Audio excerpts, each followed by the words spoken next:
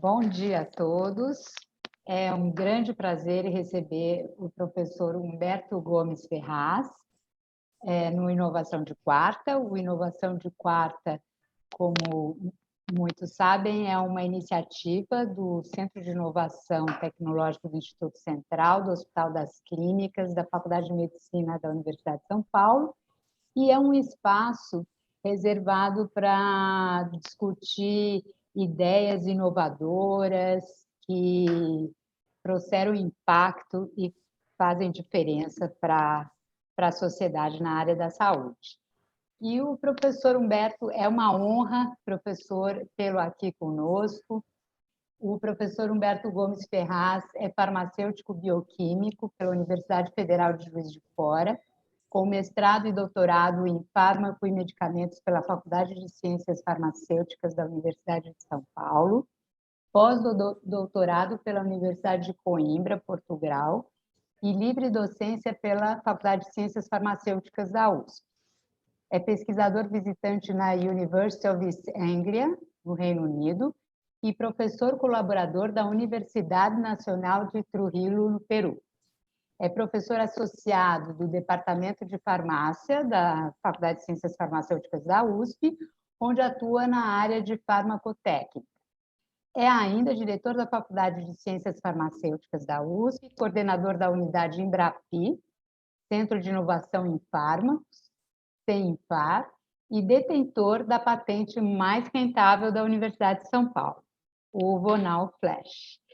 E tem longa experiência em projetos com empresas farmacêuticas, em especial na área de formulação, além de idealizador e responsável pelo DEINFAR, Laboratório de Desenvolvimento e Inovação Farmacêutica do Departamento de Farmácia da Faculdade de Ciências Farmacêuticas da Universidade de São Paulo.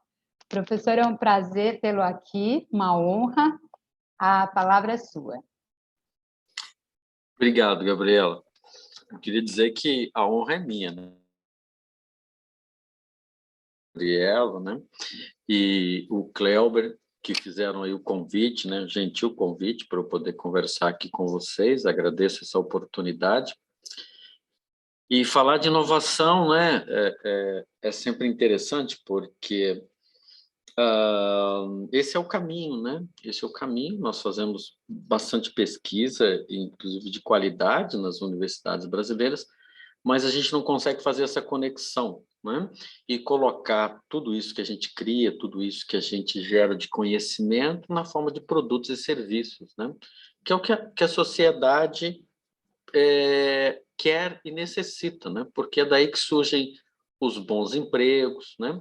É daí que o país avança em termos de saúde, tecnologia e por aí vai, né? E não existe outro caminho, né, Gabriela? Não tem outro caminho. As nações que conseguiram se desenvolver no mundo é porque elas foram para isso, né? Para a inovação.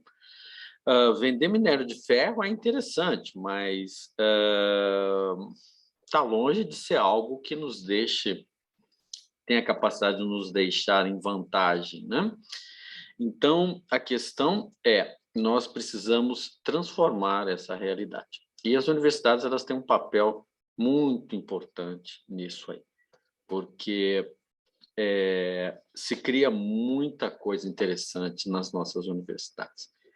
O que nós precisamos é realmente entregar isso, né, para a população na forma de produtos e serviços.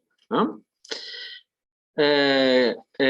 Gabriela, Cleuber e os demais presentes aqui, eu tenho alguns slides que eu preparei, tá?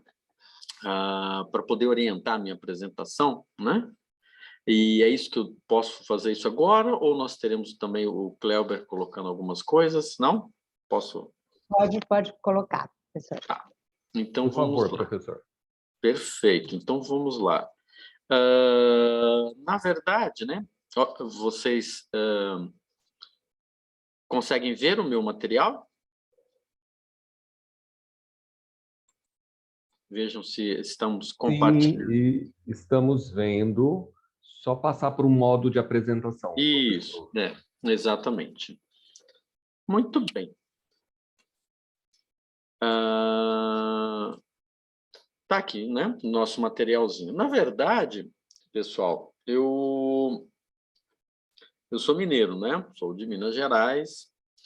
E o que eu vou contar aqui é um caso, né? Vou contar um caso aqui para vocês, uma historinha, né? Não pretendo entrar em muitos detalhes, mas descrever aqui algumas coisas, né? E como foi, de maneira bastante simples, viu? Esse caminho aqui para chegar lá, desde uma ideia, né? Até o produto lá na drogaria. Eu vou contar assim de uma maneira bem resumida, né, focando naquilo que eu vi que desse processo todo, o que era realmente mais importante, o que de fato fazia sentido, né? Vamos colocar aqui. Vocês conseguem... não parece que travou aqui. Deixa eu... Ah, tá aqui, ó. Então, vamos lá, agora vai, tá bom? Então, qual a abordagem que eu vou fazer aqui, né?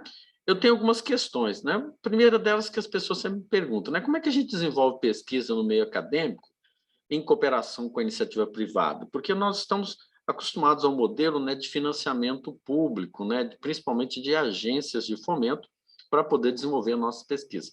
E como que a gente faz com a iniciativa privada, né? Vou comentar um pouquinho sobre a questão do Vonal Flash, né? E se de fato, né, existe benefício quando a gente faz esse tipo de trabalho, né, quando a gente trabalha em parceria. Isso não está na forma de tópicos assim distribuídos, né? Essas questões elas aparecerão ao longo da apresentação, tá? Muito bem. E aí tudo parte, né, do Vonal Flash, que é um produto bastante interessante do ponto de vista mercadológico, né? Ele, digamos, deu certo, né? E todo mundo conhece isso, né? E vê isso no mercado, e muitas vezes até nem sabe que ele surgiu dentro da universidade, né? Mas foi um grande aprendizado colocar isso no mercado, e é isso que eu trago para vocês para conversar. Quer dizer, o que foi aprendido nessa questão? Lembrando que o Vonal Flash não surgiu do nada, né? Eu já trabalhava muito com empresas quando a gente sentou com a Biolab e, bom, vamos trabalhar nisso aqui. Não foi obra do acaso, né? Não foi coincidência, foi trabalho mesmo direcionado. Professor, Pois não. os slides não estão passando. Puxa, Nós estamos só enxergando o primeiro com o título. primeiro, tá? Poxa vida. Vamos lá, vamos ver o que pode estar acontecendo aqui. Eu vou... agora eu voltei para... para onde nós voltamos para a tela inicial? Nós estamos vendo o slide da carta de patente. Isso, pois é, porque o que está acontecendo? Ele simplesmente não consegue apresentar. Quer ver? Eu vou colocar aqui, vou fazer esse teste aqui, mas eu resolvo isso. Vocês estão vendo a carta patente? Exato. Voltou Vonal agora? Não. Continua na carta patente, é isso? Isso, continua na carta patente. Não está no modo apresentação, professor, do PowerPoint. Eu já sei o que é. É que o modo como eu coloquei na apresentação não é exatamente o que deve ser colocado. Já sei o que eu vou fazer, agora vai dar, tá bom? Vejam Estamos vendo o Vonal Flash. Agora sim. Agora vamos lá, que a gente vai só esperar um pouquinho, que ele fica um pouco lento quando... Ó, mudou o slide? Sim, professor. Isso, exatamente. Então, eu falei da abordagem que iria fazer, não é? E coloquei para vocês aqui com o Vonal Flash, né? O que a experiência que foi, né? Tudo isso eu pretendo trazer aqui. E eu dizia que isso não era obra do acaso, né? E dizia também que é preciso que as pessoas entendam que eu sofri bastante críticas com relação a isso, né? Numa época em que fazer pesquisa com iniciativa privada era um crime, e você provavelmente seria queimado no fogo do inferno porque você estava fazendo algo que não deveria ser feito. Pois é, mas apesar disto, eu insisti, achava que esse era o caminho, e hoje a situação é bastante diferente, né? Bastante diferente. Isso, né, nós conseguimos aí, então, uma carta, e veja bem, essa patente foi depositada e foi concedida, né? Então, é uma patente concedida, aí está aí a carta patente, não é apenas um depósito de patente. E o diferente né, do comum, nesse caso, na universidade, é que a patente foi depositada, a patente foi concedida, e essa patente, desde o início, né, ela é licenciada. Então, não é um simples depósito de uma patente, é um processo completo de inovação. E aqui vocês vejam, né, o pedido foi colocado em 2007, né, e foi concedido em 2018. Tá? E aqui eu gosto de colocar, né, vocês podem ver aqui, ó, prazo de validade 10 anos contados a partir de 13/3/2018, mas isso foi revogado pelo Supremo, né? A Suprema Corte entendeu que esse item da Lei de Propriedade Industrial, ele não era válido, então não se tem 10 anos mais, são 20 anos de patente, não importa quanto tempo o INPI levou para conceder esta patente, né? No meu entendimento, é uma leitura equivocada do Supremo, mas, né, estamos aí, perdemos alguns anos disso aí. Mas tudo bem, isso não é o objetivo desta apresentação aqui. Mas sabem vocês que quando você coloca uma patente, você tem todas essas questões que você enfrenta, né? E aqui, né, só para ilustrar o pagamento de royalties desta patente, né, esse é o número da patente, então desde 2006 essa patente, esse produto está no mercado e gera royalties para a Universidade de São Paulo, que já ultrapassaram os 22 milhões de reais. Por quê? Porque aqui conta apenas de 2021, né, e é apenas 2 semestres, né, nós temos apenas o primeiro semestre, o segundo semestre, né? Nós já temos outros valores aqui, mas não deu tempo de atualizar, e nós também já recebemos parte dos recursos de 2022. Então, ultrapassou, na verdade, ultrapassou já 23 milhões de reais, o que até agora foi recebido desta patente, né? Então, a questão das patentes é o seguinte, patente é um negócio muito interessante que todos os pesquisadores deveriam se atentar, né? Tem várias questões aqui quando você fala de patente, né? Patente é literatura, né? Literatura traz muita informação interessante para nós, né? Patente tem muito a ver com o mercado. Por que que uma empresa tem mais valor de mercado do que a outra? Porque o portfólio de patentes dela é destacado, né? Patente exige uma certa expertise, né? Tem a questão da legislação, um artigo científico não está submetido a isso, né? Patente, sim, é fonte de recursos, e patente, em geral, pessoal, suscita, por parte da universidade, a busca por parcerias. Por quê? Sozinho é até possível, vou falar ali na frente, mas na área de saúde é um pouco mais complicado. Não é impossível, mas é um pouco mais complicado, né? Eu vou focar mais aqui em todas essas questões que envolvem patentes, eu vou focar mais aqui nas parcerias, né? E é exatamente a situação que nós temos, pessoal. Essa patente, né, que recebeu esse número aqui, que é a patente do Von Neue Flash, né, se baseia nessa patente, que foi depositada em 2004, concedida em 2018, vocês podem ver 13 anos depois. Ela é uma parceria com a Biolab. E ela surgiu na sua concepção. Essa patente já tinha uma parceria com a Biolab. Então, a Biolab está conosco desde o início. A Biolab não entrou depois dizendo assim, você tem uma ideia legal? Então tá bom, então eu vou colocar dinheiro nisso aí. A Biolab colocou dinheiro nisso quando isso não era ainda, era apenas uma ideia. Era apenas uma ideia, né? Vejam vocês como algumas empresas veem a inovação e como outras, né, tem outra interpretação, que só entrar na parte que o negócio está bom, né? A Biolab esteve conosco desde o início. Então, gente, patentear, a gente patenteou, depois colocou lá a patente, né, depositou a patente, aí senta e espera, porque vai demorar para ser concedido, embora o INPI esteja se esforçando para mudar isso. A gente depositou a patente, nós estamos inovando. Então, patente depositada, né, é inovação? Inovando? Né? Então, a questão é o seguinte, gente, o simples depósito de uma patente não quer dizer inovação. Não quer dizer inovação. Né? Para inovar, é preciso colocar o produto no mercado. Né? Então, a patente, pela patente, quer dizer, eu vou depositar uma patente. Isso não significa nada, pessoal. Eu vejo isso muito, né, na universidade, as pessoas depositando patentes, sendo que essas patentes elas não têm a intenção de chegar ao mercado.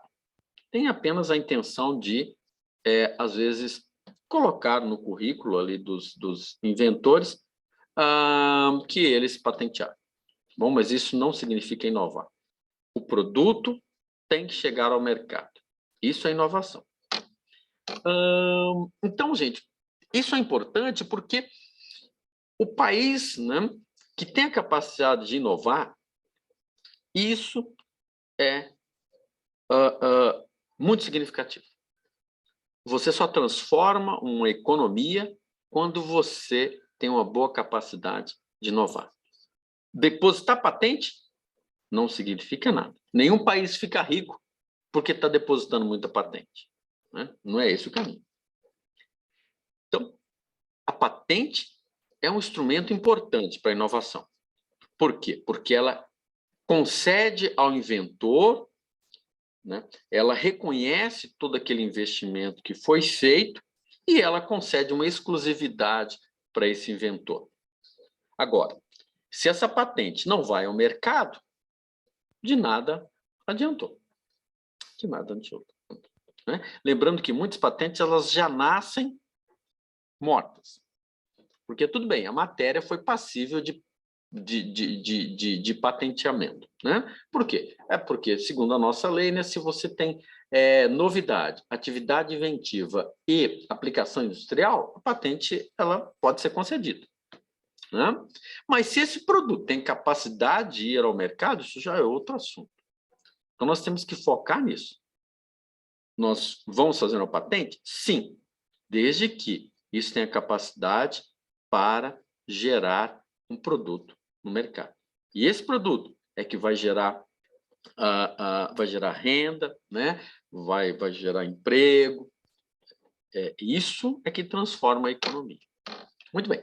Então, a patente, pessoal, é para mercado. Se você patenteou, é porque você visa um mercado. Não, eu só viso melhorar o meu currículo. Isso não faz sentido. Patente é mercado. E como que você atinge o mercado, pessoal? Eu vejo dois caminhos para isso só. Você pode empreender, ou seja, abrir sua empresa e colocar esse produto no mercado, né? Alcançar o mercado. Lembrando que isso pode ser um pouco complicado em algumas áreas da saúde, né? Mas sim, isso é uma alternativa. E hoje a gente já tem essa questão um pouco empreender, né? Nas universidades não é mais crime, né? É punido com pena de morte ou prisão perpétua, então não é mais. E você já tem as incubadoras, inclusive com docentes colocando ali as suas startups junto com seus alunos. Isso é extraordinário, pessoal. Ou então você busca parceria, que no meu caso, né, que na maioria das vezes na área de saúde é a melhor saída. Por quê? Porque vocês vejam, né, não tem como eu montar uma indústria farmacêutica para produzir Vonal Flash. Não faz sentido isso. Isso não é viável. Até porque eu não tenho conhecimento de mercado.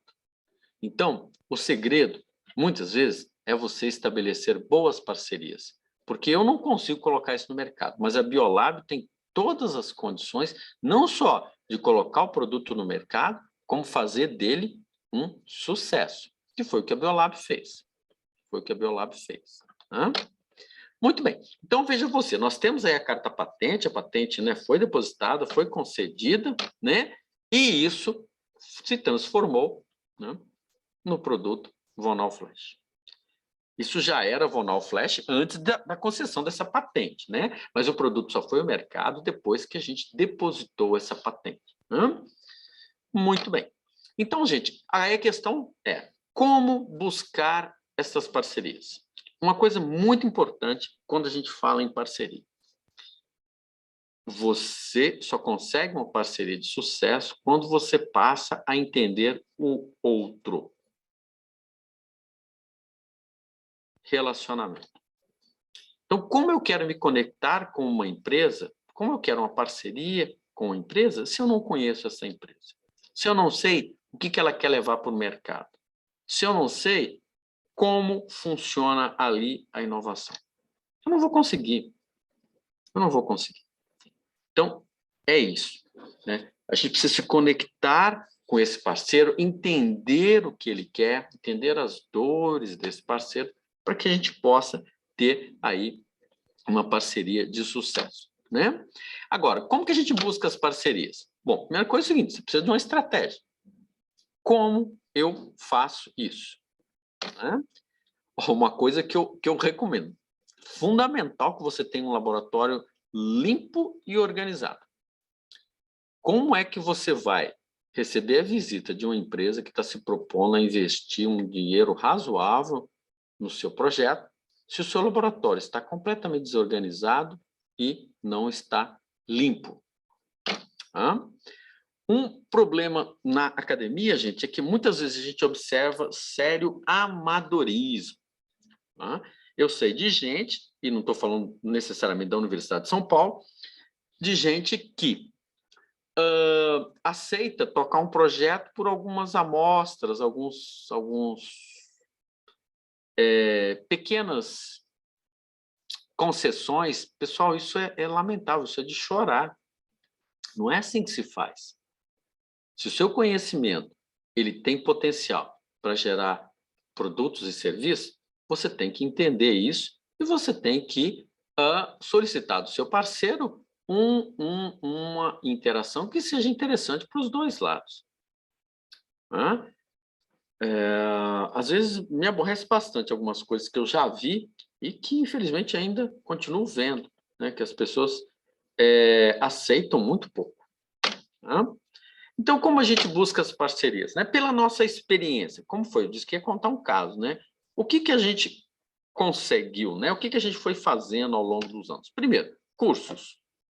Então, nós sempre tivemos um portfólio de cursos. Desde o começo, eu sempre dei cursos para esse público, voltado para esse público da indústria farmacêutica. Então, a gente depois isso foi sendo ampliado. Né? Agora, depois da pandemia, depois que eu assumi a diretoria aqui, ficou um pouco mais difícil, mas sempre tivemos uma tradição com os cursos. E isso atrai muita gente que vai ali, porque desde que você tenha um assunto que seja de interesse, né, desse público. As pessoas vão, frequentam, voltam para suas empresas, mostram lá o que eles viram, e aí daí a pouco estão marcando uma visita no laboratório para poder vir, para poder conhecer, a gente negocia, e daí a pouco a gente tem uma parceria. Networking, tem que conversar com o pessoal, tem que estar envolvido com o pessoal, né? Ir até os eventos deles, enfim. Uma outra coisa que, para mim, funcionou muito, né? São os ex-alunos. Então, hoje, está lá o rapaz ou a moça sentado ali na sua frente, numa sala de aula.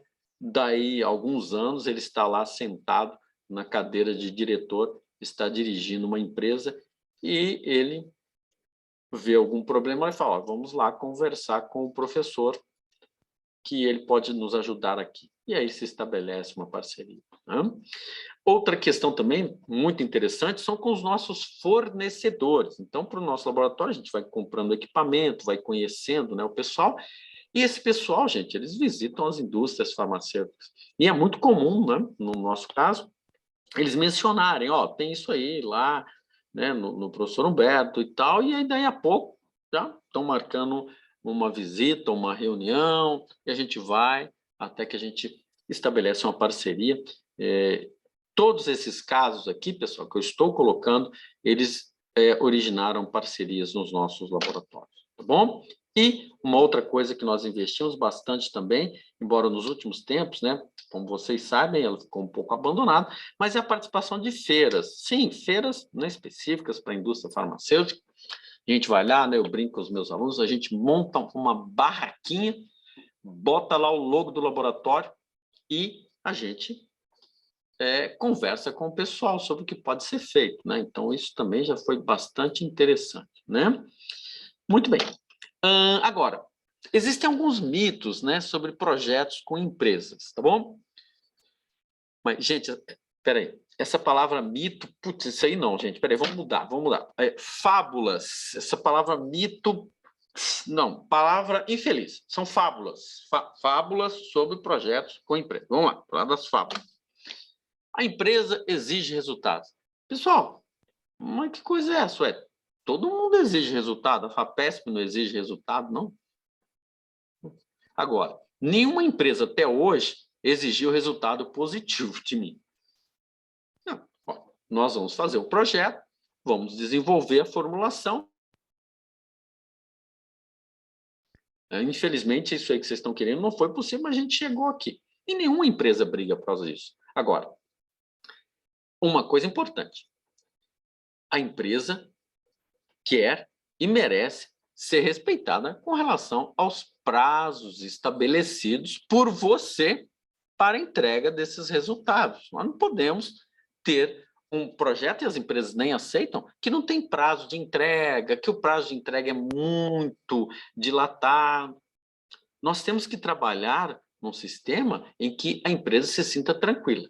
Então, toda vez que nós fazemos um projeto, nós usamos a metodologia, né, de gestão de projetos, né, baseada ali no PMBOK, o PMBOK, né, para que as coisas deem certo e que as empresas entendam, né? Então, nós temos todos aqueles passos, né? Nós temos as entregas, um cronograma de entregas, um documento que é o escopo do projeto, que é acertado com a empresa assina aquilo, ela entende que aquelas serão as entregas, né? Então, precisa ficar tudo muito bem acertado. E isso dá um certo trabalho, né? Mas precisa, para sua garantia e, obviamente, para a garantia da empresa, né? As empresas pressionam por prazos? Não. Você diz o seguinte, você negocia com a empresa, você diz que vai entregar o projeto em 1 ano. Se ela falar, não, eu queria em 6 meses, eu falo, foi um prazer conhecê-lo, mas não é viável, tá bom? Tá. Se ela topou 1 ano, o que acontece? Você se organiza, faz um cronograma de entregas, né? E prevê lá o último relatório final para daí a 1 ano. Ora, obviamente, se chegou aquela data, você não entregou, a empresa não vai ficar feliz. Então, uma coisa no nosso laboratório, né, é uma paranoia, gente. Nós fizemos o calendário, nós colocamos as datas de entrega e eu zelo, né, trabalho com o pessoal que está no laboratório para que aqueles prazos sejam rigorosamente cumpridos. Uma vez que nós escrevemos que vamos entregar o relatório dia 30 de maio, 30 de maio o relatório tem que estar chegando por e-mail lá para o pessoal envolvido na empresa. Isso é mandatório. Não, a não ser que haja um problema, uma catástrofe, e lembrando que aí a pandemia foi muito complicado, só que aí a gente refaz o calendário, avisa para a empresa, negocia com a empresa, porque ela merece saber que vai haver um atraso e quais foram as circunstâncias que levaram àquele atraso, né? As empresas querem nos sugar. Eu não sei de onde tiraram isso, pessoal. Não sei de onde tiraram isso. O que eu vejo é que, às vezes, muita gente não tem ali a devida familiarização com essas questões e pode pedir ali num projeto algo que é irrisório. Não é por aí, né? Então, agora, essa empresa aqui, ela pensa diferente. E o que ela puder arrancar da gente, bom, então cabe a você ficar atento a isso. Mas as parcerias, né, que nós temos, eu não vejo nenhuma empresa explorando a gente, né? Não vejo isso. Agora, as fábulas, não mitos, tá? As fábulas do outro lado, o que eles pensam também? Primeira coisa, professores não cumprem prazo. É a primeira coisa. Aliás, às vezes, quando eu vou sentar com algumas empresas, elas vêm falando um monte de coisa e falam, olha, eu até entendo isso, mas aqui não funciona desse jeito.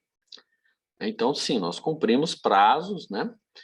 Então, assim, até, sei lá se isso é de fato uma fábula, né? Mas, enfim. Professores agem impulsivamente. Olha, gente, eu sempre tenho esse tipo de queixa. Ah, sentei para conversar com o professor tal, professora tal, né? E não dá para conversar, não dá para conversar. Complicado, gente. Professores não sabem fazer gestão de projetos. Olha, as coisas... Lá no começo, quando eu tinha um ou outro projeto com empresas, né? Eu levava isso de uma forma mais amadora. Mas eu fui vendo que não dava para continuar desse jeito.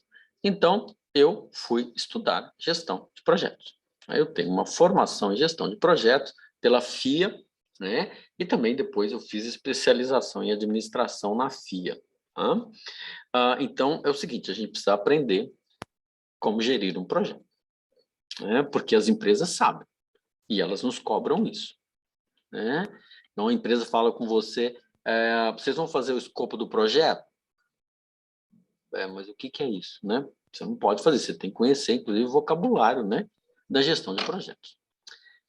Aqui, né, uma fábula que a universidade é muito burocrática, né? Isso é verdade? Absolutamente verdade, tá? Isso aqui não é fábula nenhuma, todo mundo sabe, isso é um grande obstáculo, eu já apanhei muito por conta disso, melhorou bastante, mas ainda temos muitos obstáculos. A burocracia precisa deixar de ser empecilho para nós avançarmos. Muito bem. Então, gente, parceria não é fruto do acaso, tá bom? Não é fruto de sorte, não. É fruto de trabalho mesmo. Tá? Planejar é fundamental. Tá? Né? Sabe aquele negócio da a vida me leva, né? Essas coisas assim? Não, isso aí não. Tá? Bom, uma coisa muito importante, quando você senta com alguém para negociar, você tem que ter o que apresentar. Você tem que ter o que apresentar. Né? Qual é o seu cartão de visitas? Um laboratório muito limpo, muito organizado, é uma equipe bem treinada, é um produto que eu já tenho no mercado, você tem que ter o que apresentar.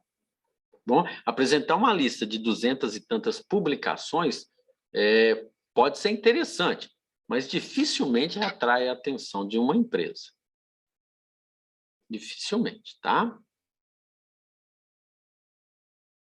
Né, nós temos um laboratório que foi criado nesse contexto. Né? Na verdade, assim, desde quando eu entrei na universidade, eu venho trabalhando com empresas, chegou um certo momento que eu imaginei o seguinte, né? Um modelo mais americano. Temos que ter um espaço físico, né? Um local onde a gente trabalhe essas questões. E aí que surgiu esse laboratório, né, da Infarct, está completando 13 anos esse mês, né? E aí, nesse laboratório, né, isso aqui não é dinheiro de patente, isso aqui é dinheiro de projetos, né? Nós temos aqui, desde 2009, quando o laboratório foi criado, né, até 2019, aqui 10 anos, né, não está atualizado também, mas foram quase 3 milhões de reais recebidos, o que dá uma média aí, por ano de quase 260 mil reais de recursos recebidos da iniciativa privada. De novo, está defasado, né, porque ele não conta aí os últimos anos. O laboratório, né, ele tem toda uma concepção farmacêutica, né, muitos equipamentos, né, equipamentos bastante caros, né, equipamentos de processo. Aqui à direita, uma pequena máquina de comprimir, né, vários equipamentos aí que muitas vezes, pessoal, esses equipamentos eles vieram para cá antes de irem para as indústrias farmacêuticas, ou seja, muitas indústrias farmacêuticas compraram esses equipamentos conhecendo-os aqui conosco. Tá? Aqui mais dois também que começam a fazer sucesso no Brasil e eles foram primeiramente instalados aqui no nosso laboratório, né? E daí que as empresas foram nos oferecendo cursos e tal, e as empresas vão se interessando, né? O laboratório, gente, tem todo um sistema de qualidade, então tem um manual da qualidade, tem gente especialista em qualidade para poder fazer todos os POPs, tudo direitinho, né? Olha, todos os projetos vocês podem ver aqui, né? tem cronograma no Project, tem relatório muito bem elaborado para entregar para as empresas, né? Nós temos autoinspeções, né? De todos os setores do laboratório para verificar se nós estamos dentro, né? Cumprindo os padrões que nós estabelecemos. Quando há necessidade de correção de uma ou outra área, então isso é feito e por aí vai, né? E todos os nossos projetos, pessoal, todos eles foram desenvolvidos, né? Mediante a interveniência da Fundação Instituto de Pesquisas Farmacêuticas, que é a fundação aqui da Faculdade de Ciências Farmacêuticas, né? A fundação de apoio que nós temos.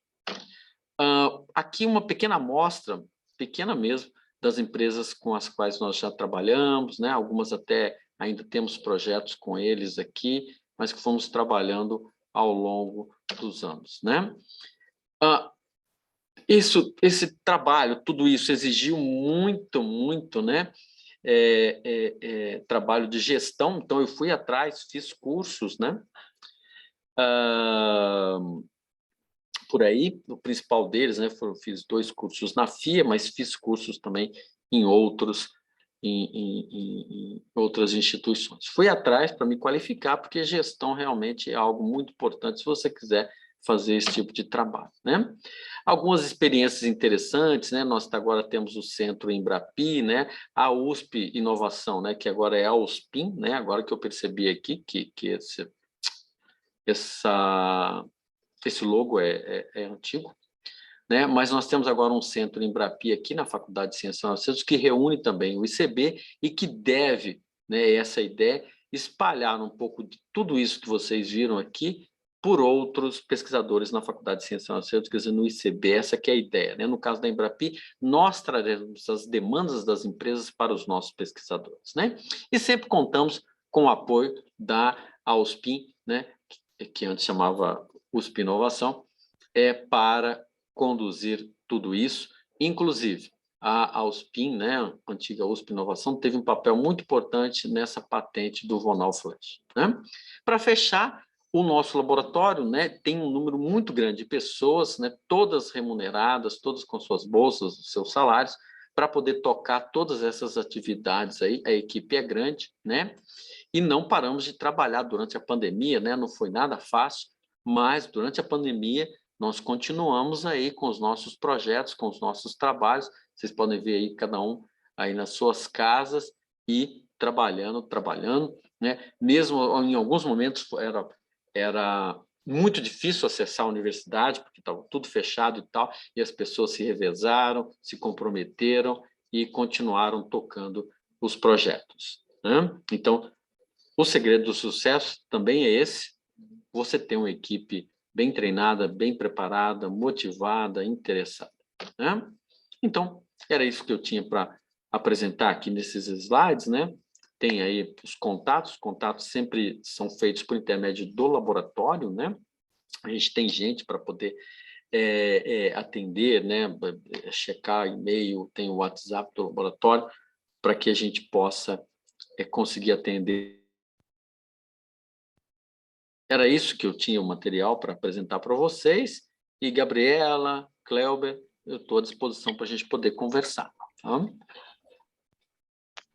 Muito obrigada, professor. Eu tenho certeza que você oriçou as lombrigas de muita gente que quer empreender e que empreende, mas ainda está numa etapa um pouco anterior, até porque a área da saúde é uma área longa nesse caminho, né? Mas, bom, eu vou perguntar, eu já estou vendo aí algumas pessoas que, desde que eu anunciei, né, o convite a você, já tinham perguntas. Então, Cleuber, eu não sei se alguém já tem alguma pergunta encaminhada, eu não vou monopolizar aqui, depois eu quero que o pessoal pergunte. Por enquanto, Gabriela, não vi nenhuma pergunta aqui no chat, tá? Se alguns dos presentes aí na nossa live quiser fazer, por favor, encaminhe para nós via chat. Enquanto isso, eu tenho algumas perguntas. Como a Gabriela falou, realmente a sua apresentação, professor, parabéns, suscitou aí uma série de reflexões, no mínimo suscitou uma série de reflexões, né? Eu acho que foi muito interessante o seu comentário durante toda a apresentação. Eu acho que é a profissionalização da gestão em pesquisa, né? Então, ficou realmente... Acho que isso tem que realmente... Isso é um paradigma que tem que ser quebrado no pesquisador, e principalmente o pesquisador público, no pesquisador brasileiro, professor? Então, essa é uma questão realmente muito importante. Por isso que eu coloco isso, né? Porque eu observo isso aí, né? A gente, às vezes, Kleber, não tem sequer um cronograma, um calendário. Nós não sabemos quando é que nós vamos entregar a nossa pesquisa. E se você não tem data para entregar, você não vai entregar, né? Você não vai entregar. Então, assim, uma coisa obrigatória no meu laboratório é aprender Microsoft Project. Você tem que saber Project, né? A não ser que você me apresente uma outra alternativa, né? Existem outras alternativas, mas você tem que fazer um cronograma. Isso é exigido. Olha, Cléber, Gabriela, a resistência do pessoal é enorme. E eu estou falando dos meus alunos, não estou falando de pesquisadores, tá? Então, assim, não, mas isso perde muito tempo para poder fazer isso. Não, mas se eu coloco uma data, eu não sei se vai. Olha, para. Não, eu quero ir para o laboratório já fazer. Não, você não vai para o laboratório nenhum se você não me apresentar um cronograma. Mas eu não sei quando... Oi? Organização e planejamento. E assim, mas isso aí vai dar errado, eu não vou saber. Então, mas se você não começar, aí que você nunca vai saber. Tem que fazer. E planejamento, gente, não é algo que... então, eu rasgo e jogo tudo fora. Não. Um bom planejamento é aquele que te permite, se algo sair errado, você volta ali e refaz aquilo. Aí, ali na frente, deu outro problema. Refaz novamente. E o projeto é muito simples, porque na medida que você vai colocando as coisas, ele lá embaixo ele vai mudando a data da entrega do negócio. Não precisa nem fazer conta, ele já faz isso para você, né? O fato é o seguinte, que a gente precisa ter esse planejamento. E a gente precisa chegar num ponto que a gente fala assim, opa, eu estou atrasado. Né? Porque aí você toma suas providências. Né? Não precisa de fazer igual o time de futebol no Brasil faz, né? Que demite o técnico, não é verdade? Não necessariamente esse é o caminho, mas você precisa tomar providências. Senão, você não vai conseguir. Ô, Cléber, qual é o pós-graduando brasileiro? Não estou nem falando do contexto da Universidade de São Paulo, que tem um project para seguir. Claro, né? Muito raro. E aí você sabe, né? O estresse que é nas vésperas da data de entrega desse negócio. Né? Por quê? Porque muitas vezes o pessoal não sabia nem que estava atrasado, porque como não tem, né? Só tem aquele prazo, vai vencer lá a data do negócio. Mas se eu não me planejei antes, né? Então, assim, é fundamental isso. Nós precisamos aprender um pouquinho sobre essa questão de gestão de projetos, e que não é muito difícil, viu, gente? Não é nada muito complicado, não. Tá? E, pelo contrário, é até prazeroso, viu? É até prazeroso. Né? Isso é importante. Professor, tem uma pergunta aqui da Vanessa Rioli. Gostei muito da apresentação, uma outra visão sobre a interação do laboratório de pesquisas em empresas terceirizadas. Comentário da Vanessa. Dúvida: como é composta a equipe? Alunos com bolsas vinculados a projetos de pesquisa ou funcionários da universidade ou de fora da universidade? Muito boa pergunta, Vanessa. Muito boa. Mas, assim, eu não entendi quando você colocou funcionários da universidade. Eu não conheço esse Ela pessoal. está perguntando se a sua equipe de trabalho do laboratório ela é funcionário concursado, contratado, técnicos O que é da funcionário? universidade ou são só alunos com bolsas? Mas o que Ou é... terceiros? É uma brincadeira, uma ironia, né? Eu queria conhecer funcionário contratado na universidade, porque Olha, eu aqui na direção, Vanessa, Cleuber, eu falo o seguinte, gente, vocês podem me pedir tudo, menos funcionário e dinheiro. Nesta ordem. Ou seja, pedir dinheiro ofende menos do que você pedir funcionário. Porque, gente, não tem. Não tem. Então, eu não tenho funcionários da universidade no meu laboratório. E se eu os estivesse esperando, eu não teria sequer dado um passo na minha carreira. Tá? Então, eu tenho funcionário contratado pela fundação, tá? E o meu time são os meus alunos. Então, eu tenho aluno de iniciação científica desde o primeiro ano da faculdade, não tenho nenhum preconceito contra aluno que está começando. Eu tenho alunos que se formaram, estão no programa, né, de prática profissionalizante, alunos de mestrado, alunos de doutorado, alunos de pós-doutorado. Então, essa é a minha equipe. O que acontece? Quando eles me procuram para fazer mestrado, agora eu não oriento mais mestrado, eu tomei uma decisão, agora é só doutorado. Quando eles me procuram, por exemplo, fazer mestrado, eu digo o seguinte, não, tudo bem, podemos aqui aceitá-lo, só que é o seguinte, neste laboratório, além do seu projeto, você toca outros projetos. Por quê? Porque isso vai contribuir significativamente para a sua formação. Você vai aprender a inovar e você vai, com o seu trabalho, até se for possível, inovar. E eu tenho agora, acabou, né, a última defesa de tese que eu tive foi de uma aluna que ela colocou uma patente, ela tem 3 produtos, né, e isso já está indo para o mercado, né, em breve. Né? Foi financiado por uma empresa esse projeto. E tem uma patente e 3 publicações decorrentes disso aí. Coisa para o mercado. Tá? Envolve uma fonte de cálcio marinha, né, como suplemento e tal. Um projeto muito interessante. Agora, além disso, ela trabalhou em vários outros projetos e hoje ela continuou trabalhando no nosso laboratório. Né? Então, assim, é uma conexão. Mesma coisa para o aluno de doutorado, para todos eles. Tá? E a gente tem algumas iniciativas no laboratório. Né? A gente tem um negócio que a gente chama de café com inovação, que um dia a gente... Né? Na pandemia, a gente tomava o café cada um na sua casa, né? Então, ali era o café, né?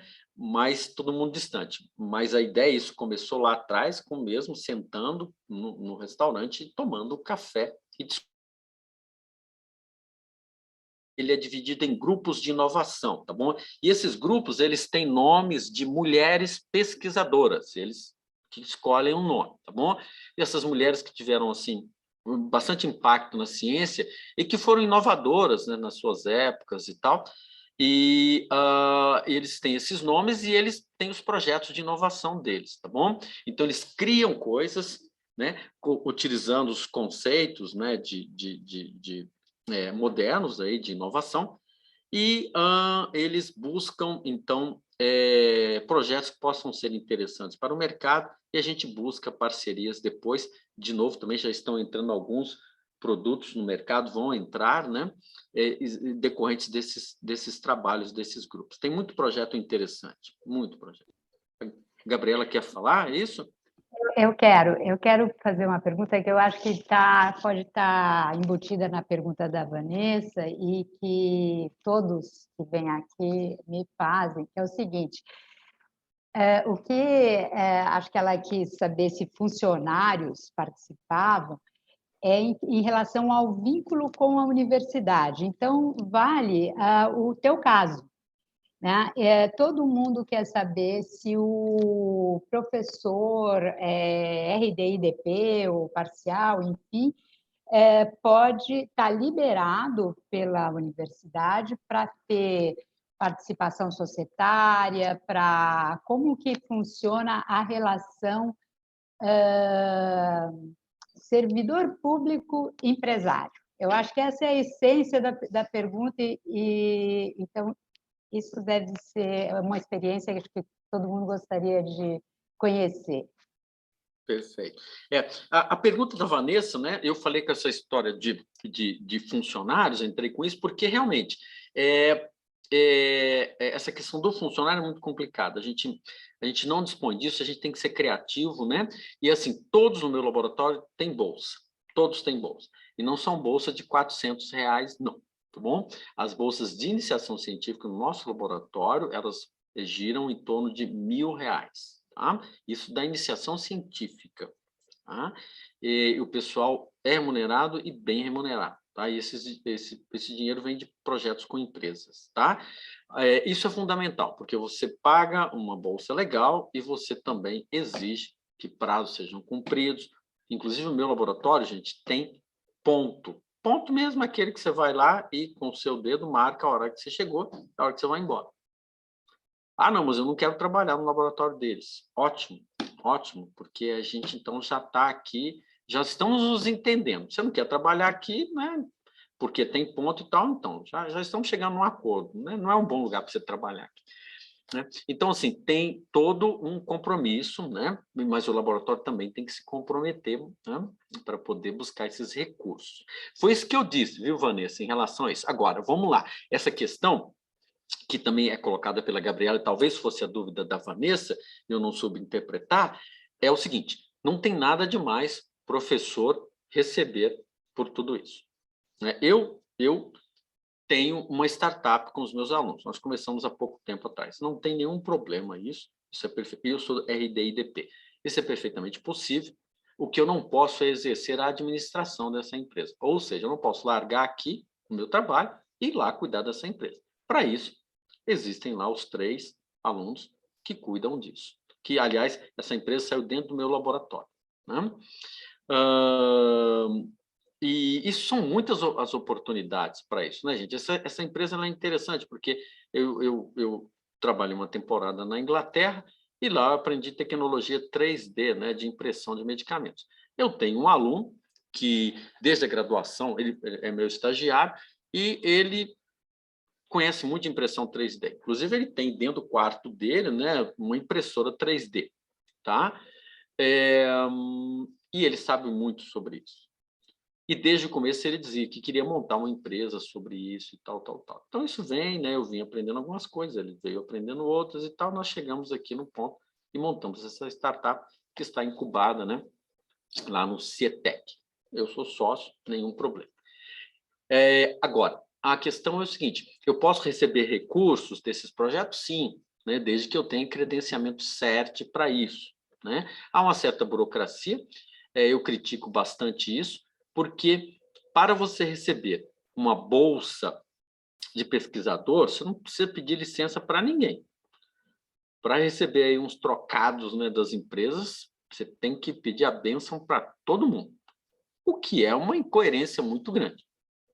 Outra coisa também, projetos com empresas, eles precisam passar por todas as instâncias possíveis e imagináveis na universidade. De novo, quando você recebe um recurso de FAPESP, você não precisa se submeter a isso. Ah, mas as pessoas vão pegar esse dinheiro e tal, tal. Então, manda prender, ué. Prender. Agora, criar obstáculos, criar empecilhos para que as pessoas recebam esses recursos, ora, isso aí é um absurdo muito grande. Um absurdo muito grande. Não se pode proibir, pelo contrário, tem que incentivar, né, gente? Eu tenho um colega no Canadá que ele diz o seguinte: para entrar nessa universidade aqui, a primeira coisa que você tem que fazer é abrir uma empresa. Abrir uma empresa para receber o dinheiro que vem das empresas. O outro da Alemanha, ele tem uma empresa dentro da universidade, né? A universidade fala: não, bota a sua empresa lá fora, bota ela aqui dentro. Por que você vai botar lá fora? Põe ela aqui dentro. Aqui, se fizer isso, nossa, você é um criminoso, isso é um absurdo, né? Eu já fui chamado de tudo aí. Bom, eu só não gosto quando me chamam. Isso é a coisa mais recente aí nos últimos tempos, né? Mas te chamam de tudo, porque isso não pode acontecer, né? Como assim, né, pessoal? Como assim? Travou, professor. Acho que foi uma conspiração aí estranha. Toda vez que eu falo o nome desse presidente, aí trava tudo. Trava tudo, né? O negócio já está travado. Fala o nome dele, trava mais ainda, né? Mas, enfim, o que faltou? Onde eu parei que vocês... até onde vocês ouviram? O corte foi quando você estava comentando que eu só não gosto de... Que já me fui chama chamado de várias coisas. Eu várias só não coisas. gosto de... Se me chamar de bolsonarista, eu fico furioso. O resto eu tolero. Mas, gente, pode xingar, mas, poxa, peraí, né? Não tem limites esse negócio, né? Professor, nessa linha dessa pergunta aí da Vanessa e da Gabriela, você acredita que isto ainda é um paradigma também que tem que ser quebrado? O pesquisador público de instituição pública que pode ter um produto pode ser patenteado, licenciado, né, e criar uma startup. A gente ainda tem que quebrar essa barreira, ultrapassar esse muro. Cléber, melhorou bastante. Melhorou bastante. Hoje, isso é aceito e tal. O que nós temos ainda, pessoal, é uma burocracia por trás disso. Então, eu preciso de autorização da SET, eu preciso disso, eu preciso daquilo, preciso aprovar esses convênios, e o processo não tem problema aprovar convênio, mas ele tem que ser mais rápido. Né? Tem projeto, Cléber, que o prazo de aprovação dele é maior do que o prazo de execução dele. E eu ia te fazer uma pergunta. Nesse projeto do Vonal Flash, quer dizer, já foram 13 anos só para o depósito e a concessão da patente. O licenciamento foi em paralelo ou ainda demorou mais tempo para o licenciamento? Olha só, é uma coisa... Para lançar no mercado. Cléber, eu trabalho assim. Eu trabalho muito próximo com as empresas. Então, quando eu faço um projeto, eu já convido a empresa para poder participar. Olha, eu tenho isso aqui e tal, tal, tal. Quer se juntar a nós? Nós avançamos até aqui. Daqui para frente, nós precisamos de tanto para poder seguir. Né? Aí vem, né? Tanto, tá bom, você precisa de 500 mil. Eu quero que você detalhe esses 500 mil. Não vou detalhar. Eu preciso de 500 mil para investir aqui. Né? Por quê? Porque não existe isso. Né? Hoje eu contrato, sei lá, 3 pessoas para cuidar disso, amanhã o negócio aperta, eu quero contratar 5. Mas você disse que ia gastar só tanto com recursos humanos. Então, assim, e vai sobrar dinheiro, tá bom? Vai sobrar dinheiro, sobra sim, porque eu pego esse dinheiro e continuo investindo no laboratório. Mas o orçamento tem que ser justo para bancar o projeto. Bom, isso no seu laboratório, aqui não. Aqui tem que sobrar dinheiro, porque senão morre o laboratório. Né? Então, a gente tem tudo isso. E aí a empresa pagou, aí nós avançamos com o projeto, e lá na frente, Cléber, quando essa patente for depositada, já existe um convênio entre a Universidade de São Paulo e essa empresa, dizendo que essa empresa botou 500 mil nesse projeto, ela é titular, junto com a Universidade de São Paulo, dessa patente. Tá? Então, não tem licitação para poder, né? Como é que eu não sei o nome desse negócio, para poder arrumar um parceiro, nada disso. O projeto nasceu com essa empresa e essa empresa bancou o projeto. Ela bancou o projeto. O Vonal Flash foi exatamente assim, né? Agora, hoje nós temos muito mais coisas para oferecer para as empresas com esses projetos de inovação. Então a gente chega para a empresa e fala, temos um produto assim que é para diabético aqui, tá? Legal e tal, tal. Precisamos de tanto para poder prosseguir com isso. Né? E, enfim, tem várias possibilidades aí. As empresas também chegam até nós, tá bom? Olha, a gente queria desenvolver algo assim, assim, assim, assim. Dá para fazer isso? Dá para fazer, vamos lá. Custa tanto, né? Pode chegar ali na frente, se der a patente. Normalmente, a gente trabalha muito fortemente com a questão das patentes, tá? Eu tenho no laboratório um ultra especialista, que foi meu aluno de graduação, que é o Fernando, né? Que conhece muito de patentes. Ele sempre trabalhou com isso, desde o primeiro estágio dele até o último emprego, quando ele trocou lá por isso aqui, né? Como eu fiz também, eu troquei uma indústria farmacêutica para vir para cá, o Fernando também trocou o emprego dele para vir trabalhar aqui, porque ele acredita que, como eu acreditava, que a gente investindo na gente mesmo, procurando estudar e conhecer mais, esse conhecimento que nós temos vai ser muito mais valorizado do que o trabalho que a gente fazia lá, né? Então, o Fernando ajuda muito a redigir as patentes, faz todo um levantamento de patentes, fala, isso aí não vai dar patente, gente, não adianta, então tá bom, esquece isso. Ou então, a empresa quer, não tem problema, a gente desenvolve. Mas a gente procura desenvolver já de olho na patente. Tá? Produto, porque o produto... que dá uma patente, Cléber, ele é muito melhor do que um produto que pode ser copiado amanhã quando você jogar ele no mercado, entendeu? E tem a proteção industrial, né?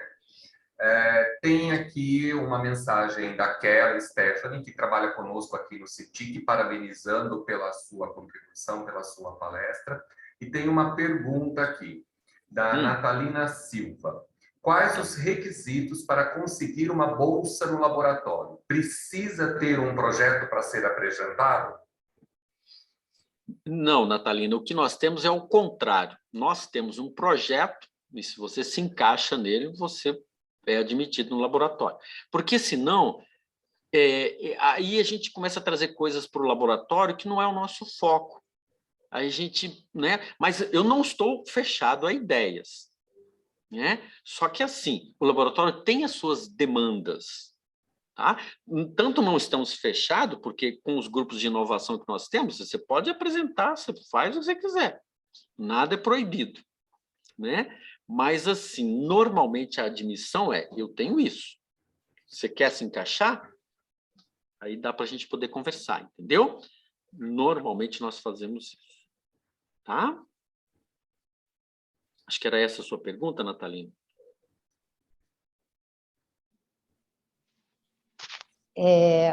Bom, não Gabriela, sei já se tem... são 13 Oi, horas. é isso Qual que é a eu ia dinâmica? dizer. Podemos continuar mais um pouquinho? Temos que encerrar? Normalmente a gente fica mais uns 10 minutinhos, sem problema. Se tem mais alguma pergunta, Cleuber? Suzane. Suzane, tá, sim. Professor Humberto, muito obrigada pelas suas orientações, né? Eu acho, assim, eu também sou RD/IDP e por conta do CITIC, eu comecei a trabalhar com uma startup. Mas por entender que é aquilo que você falou no começo, né? Não pode, o tabu. O que eu fiz montar a startup, uma ideia que surgiu no meu ambulatório, e eu fiquei como, tipo, colaboradora. Então, a gente publica junto, mas é publicação só. Tem o convênio para o Hospital das Clínicas, a gente não sabe se vai sair uma licença, se vai sair algum produto, a startup está crescendo, mas por entender que não pode, é pecado, assim, as coisas que eu faço é só por altruísmo, amor e querer ensinar e fazer todo mundo crescer. E assim, chega uma hora que cansa, né? E você merece mais, Suzane. Com certeza, merece mais. Então, assim, hoje o que você falou, assim, nossa, mudou um pouquinho a gente, dá mais incentivo. Então, às vezes a gente faz, né, só porque a gente o nosso papel de professor. Às vezes a gente gostaria de fazer mais, mas porque a gente também não tem perna, não tem, né, existem outras cobranças. Então, assim, eu sou cobrada, né, no ambulatório, tem que dar aula, tem aluno de graduação, tem que produzir, tem que publicar. Eu gostei muito do que você falou. Não adianta, às vezes, a gente apresentar isso aqui de publicação, mas porque não é bem isso que a empresa quer. Então, isso também é uma mudança de cultura, porque o meu departamento exige publicação. E agora que a gente está entrando em inovação, é um outro pensamento.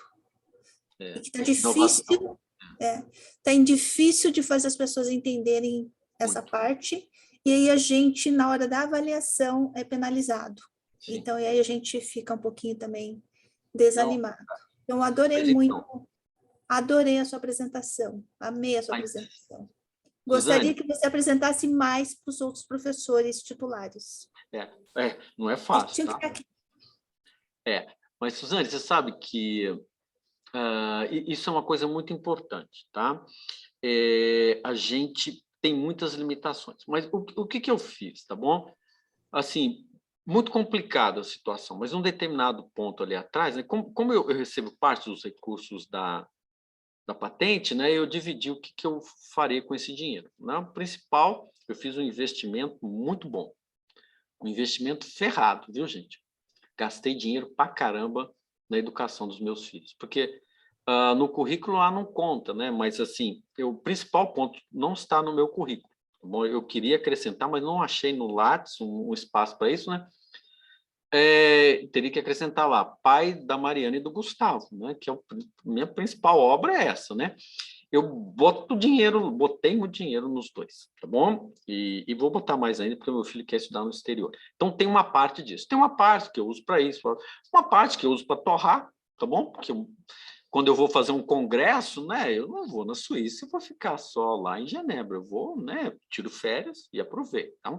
E tem uma parte, tá, que eu tirei, inclusive, para pagar advogados.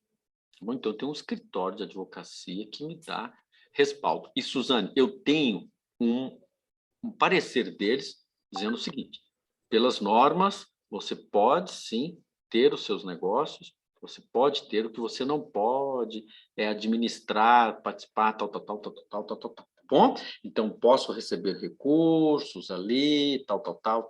Está tudo bem estabelecido, você não infringe nenhuma lei, tem as leis, né, de inovação federais, que algumas não estão regulamentadas em São Paulo, mas você tem respaldo, tá bom?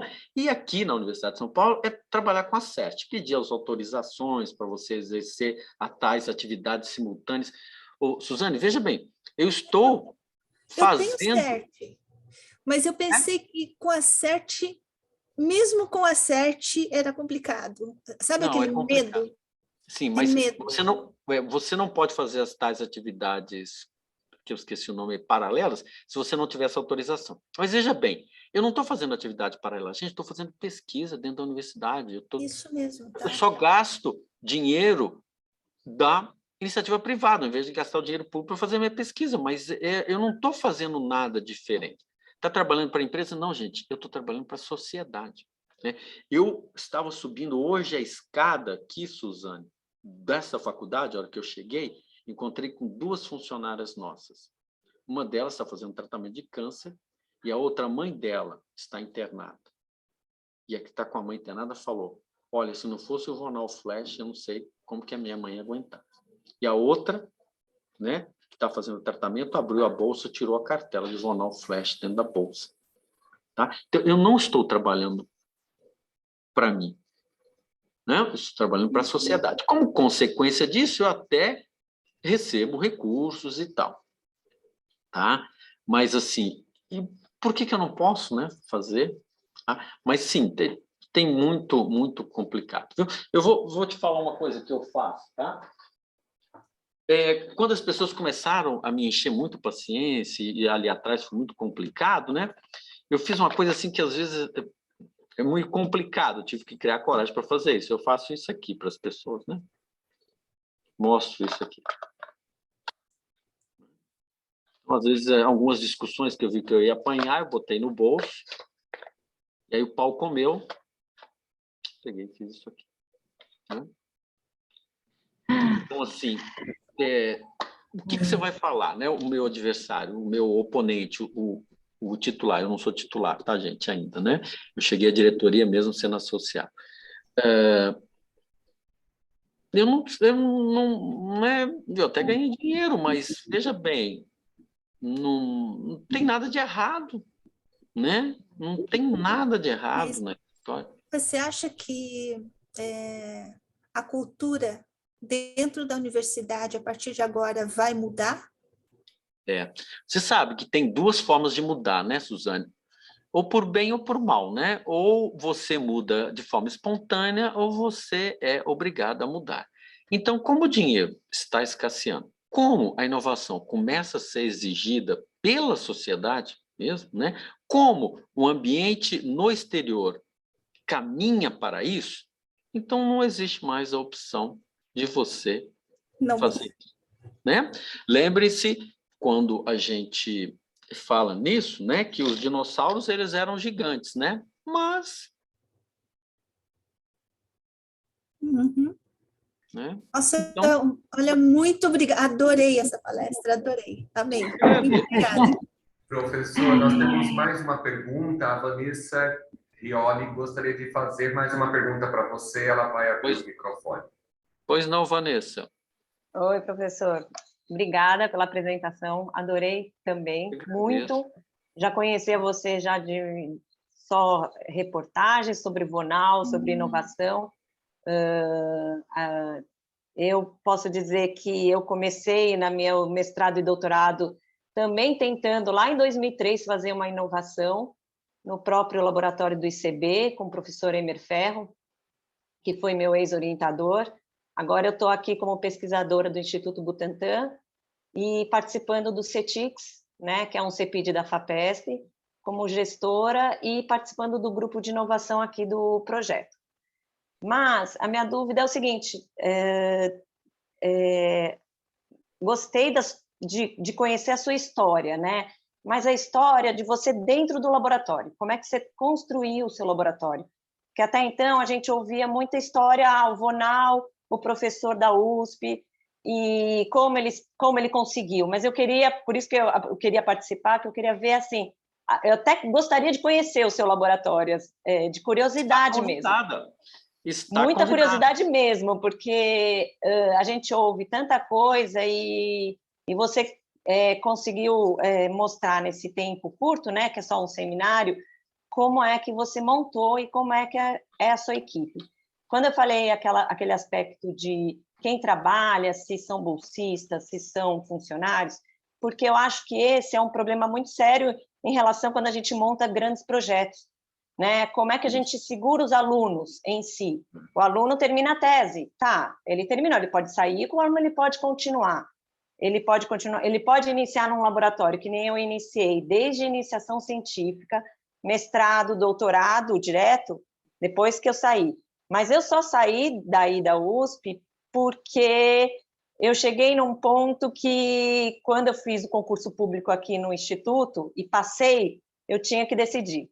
Ou eu ficava no ICB, né, e tocava o meu projeto de inovação, que a gente começou a pensar nele lá no meu doutorado, onde eu também tive uma patente, também fiz uma patente em cima de uma metodologia, e gostaria de desenvolver ela lá dentro, né, do Instituto. Eu montei inicialmente um PIP lá em 2003, mas era aquele negócio, era muito recente. Você ter um PIP, você ter um pesquisador e você trabalhar dentro da USP. Tanto é que eu era coordenadora desse PIP, com o meu ex-orientador, o Emer, mas quem tocaria era eu. Só que, inicialmente, a gente tocaria dentro do laboratório, né? Com a colaboração, aquele aspecto tradicional que já mudou. De lá para cá mudou muito até. Ainda precisa mudar mais, mas mudou bastante o aspecto de entender o que é essa pesquisa dentro de um laboratório de uma universidade. Você não precisaria sair no início de um projeto onde você está fazendo prova de conceito, você ser obrigado a sair do laboratório, que eu acho que não deveria ser isso naquele momento, né? Essa era a maior crítica que eu tinha nesse aspecto, tanto é que quando a gente submeteu para a FAPESP, a gente recebeu uma ligação do pessoal da FAPESP, querendo saber, entre aspas, né? Ele queria, na verdade, conversar comigo, tal, mas ele queria saber onde eu iria fazer esse projeto. Entendeu? E como eu estava montando um PIP1, como é que eu ia ter um espaço em outro lugar, se não dentro da universidade? E aí foi que a gente deveria pedir uma reconsideração sobre isso, porque eles não aceitou essa justificativa da gente fazer lá, e não tinha, naquela época, aquele grande entendimento entre, dentro da universidade, você ter uma spin-off, né? uma microempresa, nem empresa, né? É startup mesmo. E aí foi que eu decidi vir para o Instituto. Então, eu acabei largando esse PIP, largando entre aspas, porque eu ainda continuo colaborando lá com o pessoal. A empresa já foi montada, né? Eu tinha uma outra pessoa que também estava comigo, e ela que tocou esse PIP e conseguiu, e a empresa está montada, né? Mas foi essa decisão. A minha pergunta é assim, quando você começou a montar, né? Tudo bem que o Vonal já estava num andamento muito mais evoluído. Você pensou em algum momento ter uma startup dentro do seu laboratório? Não essa que foi para a Cietec, mas lá dentro. Você pensa nisso hoje, por exemplo, de ter algum aluno seu de doutorado, de pós-doc, que tem uma ideia legal de montar? Você apoiaria ela ficar aí, começar aí, e depois sair? Essa é a minha pergunta. Obrigada. Muito bem, Vanessa. Realmente, Vanessa, eu imagino você falando aqui, né, os obstáculos pelos quais você passou, e é uma pena, tá? Que isso tenha acontecido. O próprio PIP, antes, olha, eu fui um dos primeiros avaliadores do PIP lá atrás, tá bom? Eu passei muita raiva. Porque o pessoal que sentava do meu lado falava, mas isso aqui, né? Bom, em outras palavras, era o seguinte, isso aqui não tem ciência. Gente, mas não é ciência que nós estamos discutindo aqui, nós estamos discutindo inovação.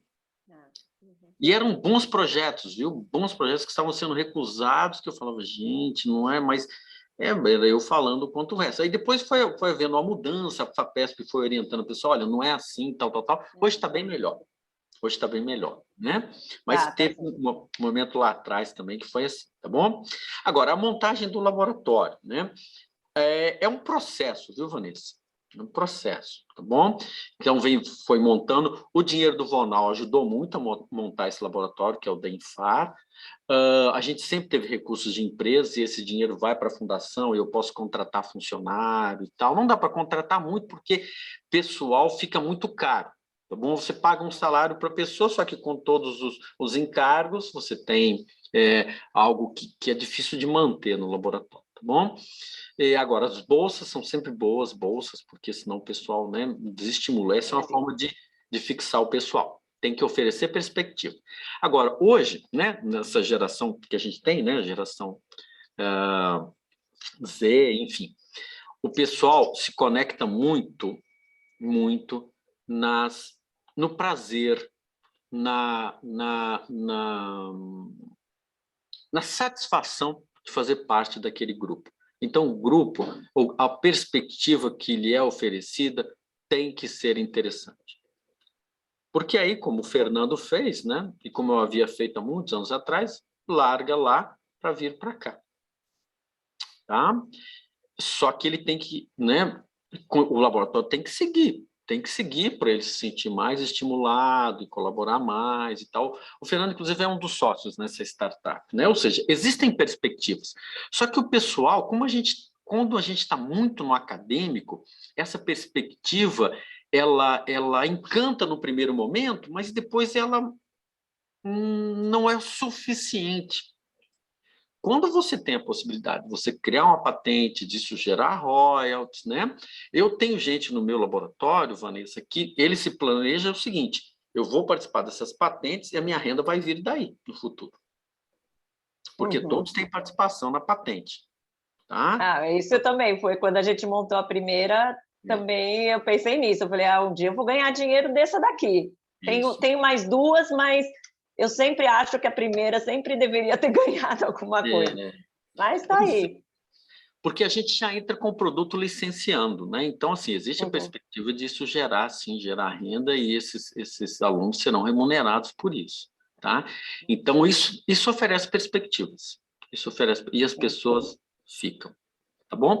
Agora, para a gente poder discutir a fundo tudo isso, eu tenho muita coisa para falar sobre isso, aí eu precisaria que vocês me dessem mais umas 6 horas, 8 horas aí.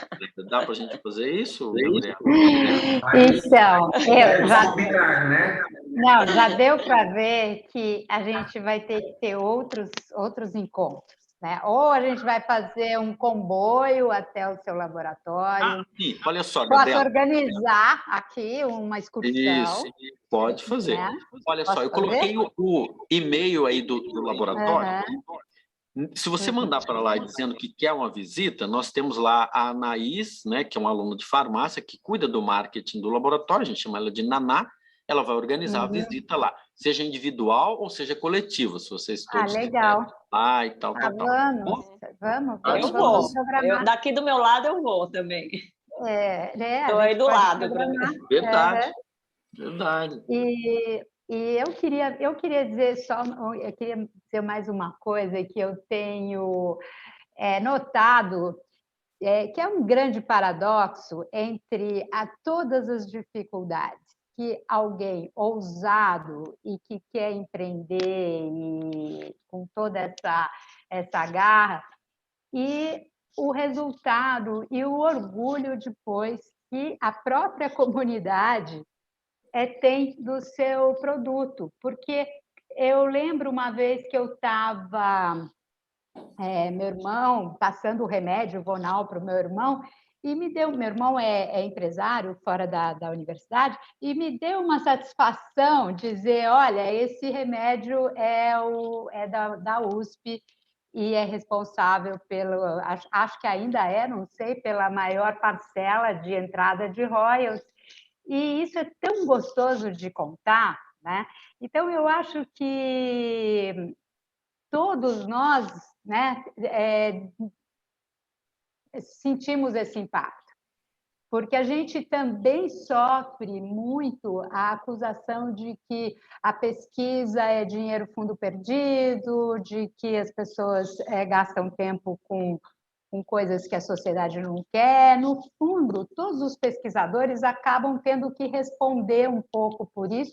Hoje em dia, injustamente, não dá nem para a gente entrar nessa discussão aí, que eu concordo com você, que está um pouco fora de contexto, os boicotes que a universidade e a pesquisa, de maneira geral, vem sofrendo. Mas é fato que a gente precisa devolver à sociedade o investimento que nós recebemos, né? Então, eu fico muito feliz, eu acho que deu para sentir nas pessoas a satisfação, a segurança com que você contou a história de sucesso, de retorno, enfim, não só para o seu laboratório, mas para a universidade, né? Eu acho que isso é muito positivo mesmo, e como a Suzane, que é uma pesquisadora importantíssima aqui do Hospital das Clínicas, falou, precisamos outras palestras aqui, principalmente aqui no hospital, que é um ambiente muito regulado, né? Os professores titulares. Pessoal, Suzane? Então, Suzane, você... Eu Suzane, sempre você carrego o Vonal convida. comigo. Você convida da próxima vez aí, num ambiente... Olha, muito obrigada. Eu agradeço vocês. Já vi 2 Vonal Flash aí, ou seja, quando vocês fazem isso, vocês compram isso, vem um pouquinho para cá, né? Então, eu agradeço. Mas o que eu quero dizer é o seguinte, gente. Olha só, essas coisas que a Gabriela falou. Então, mostra lá e tal, né, a patente e tal, mas sabe, Gabriela, eu fico um pouco envergonhado. Essa patente ela tem quase 20 anos e até hoje gerou, em torno de 23 milhões de reais. E a maior patente da universidade. Gente, isso é uma vergonha. Isso é uma vergonha. Tá? Façam as contas, né? Se 10% da universidade, aí inclui, né, os pesquisadores, né, o HC e tal, 10% tivesse uma patente como essa, isso não é difícil, porque nem um pouco. Imaginem o volume de recursos. Então, eu costumo dizer, Gabriela e pessoal, o sucesso ainda está por vir. Eu tenho certeza que vai surgir uma patente, talvez até de algum de vocês aqui, que vai superar em muito. Porque 23 milhões de reais, gente, no universo de patentes, não é nada. Nada. Então, o sucesso ainda está por vir, viu, gente? Essa reunião até pode ser o início, né? Da gente... Mas você sabe, Vanusa, o início... nossa parceria aqui, ó. Da nossa parceria. Mas o início, Vanusa, foi quando você, lá atrás, eu não sei quando, que eu, né, não conheço você decidiu estudar e fazer disso um ofício, né, uma coisa que você leva para a sua vida. Então, ali você começou a aprender coisas, hoje você tem um conjunto de conhecimentos que, com um pouquinho mais, você transforma esse conhecimento em produtos e serviços. Tá? Então, é aí que começou. Aqui não, aqui é uma consequência, né? O que a gente traz dentro da gente é que esse aqui é o início. Esse aqui é o início. É isso aí. Tá difícil de terminar, hein? Tá difícil. Mas, olha, acho que foi muito, muito bom. Superou as expectativas e a gente fica com o compromisso de ter uma nova temporada, né? O episódio 2. Com E eu certeza. aguardo vocês lá no laboratório. Tá Sendo certo. muito bem Iremos. recebidos, tá bom? Uhum. Combinado. Muito obrigada.